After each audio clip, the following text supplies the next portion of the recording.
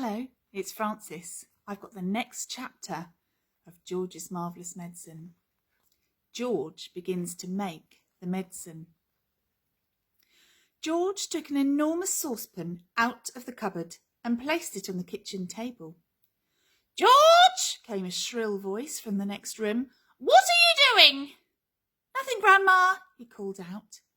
"You needn't think I can't hear you. Just because you've closed the door, you're rattling the saucepans." "I'm just tidying the kitchen, Grandma." Then there was silence. George had absolutely no doubts whatsoever about how he was going to make his famous medicine. He wasn't going to fool about, wondering whether to put in a little bit of this or a little bit of that. Quite simply, he was going to put in everything that he could find. There would be no messing about, no hesitating, no wondering whether a particular thing would knock the old girl sideways or not. The rule would be this: whatever he saw, if it was runny or powdery or gooey, in it went. Nobody had ever made medicine like that before. If it didn't actually cure Grandma, then it would anyway cause some exciting results. It would be worth watching. George decided to work his way round the various rooms one at a time and see what they had to offer. He would go first to the bathroom. So upstairs he went, carrying the enormous two-handled saucepan before him. In the bathroom, he gazed longingly at the famous and dreaded medicine cupboard. But he didn't go near it. It was the only thing in the entire house that he was forbidden to touch. He had made solemn promises to his parents about this, and he wasn't going to break them. There were things in there that they had told him that could actually kill a person, and although he was out to give Grandma a pretty fiery mouthful, he didn't really want a dead body on his hands. George put the saucepan onto the floor and went to work. Number 1 was a bottle labelled Golden Gloss Hair Shampoo. He emptied it into the pan. "That ought to wash her tummy nice and clean," he said. He took a full tube of toothpaste and squeezed out the whole lot of it in one long worm. "Maybe that will brighten up those horrid brown teeth of hers," he said. There was an aerosol can of Superfoam shaving soap belonging to his father, and George loved playing with aerosols. He pressed the button and kept his finger on it until there was nothing left.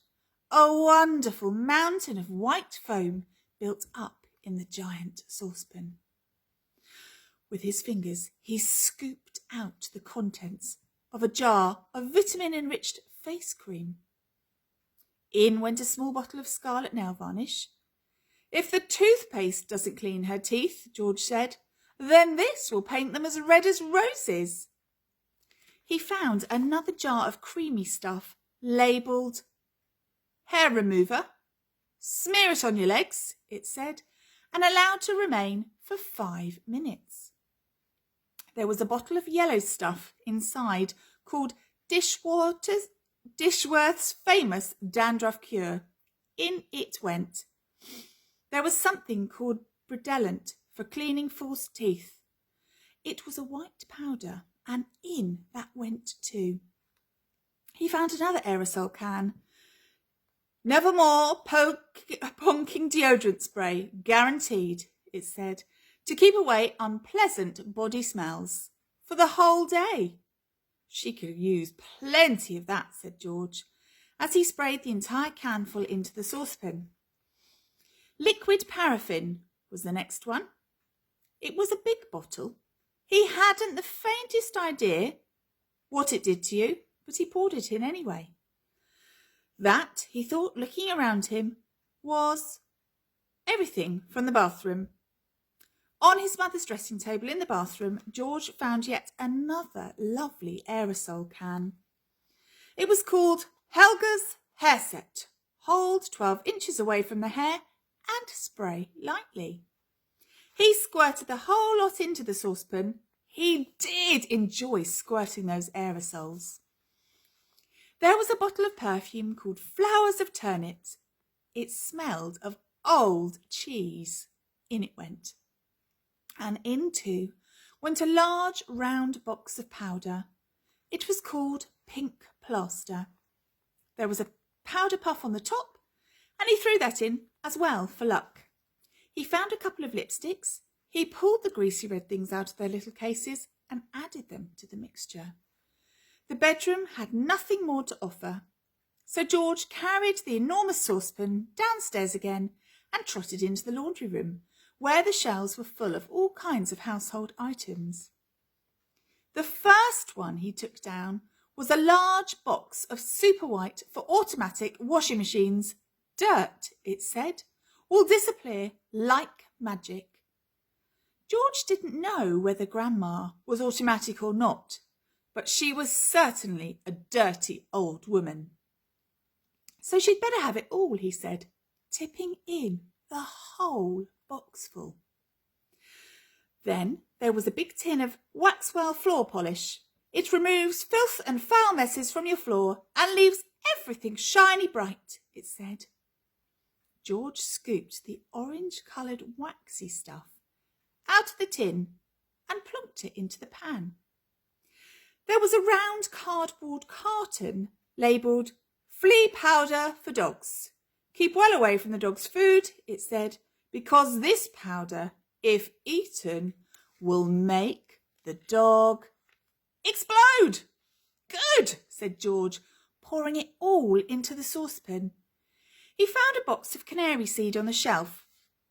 Perhaps it'll make the old birds sing, he said, and in it went. Next, George explored the box with shoe cleaning materials, brushes and tins and dusters. Well now, he thought, Grandma's medicine is brown, so my medicine must also be brown, or she'll smell a rat. The way to colour it, he decided, would be with brown shoe polish. The large tin he chose was labelled dark tan. Splendid. He scooped it all out with an old spoon and plopped it into the pan. He would stir it up later. On his way back to the kitchen, George saw a bottle of gin standing on the sideboard. Grandma was very fond of gin.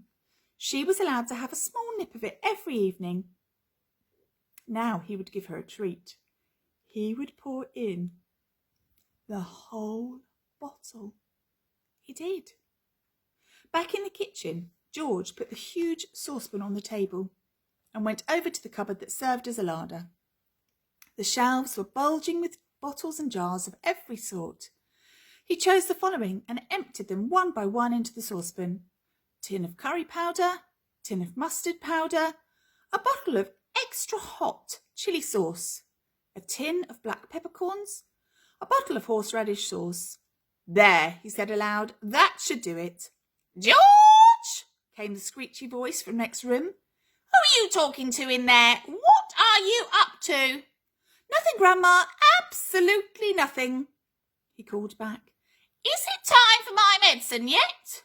No, Grandma, not for about half an hour. Well, just see that you don't forget it. I won't, Grandma, George answered. I promise I won't.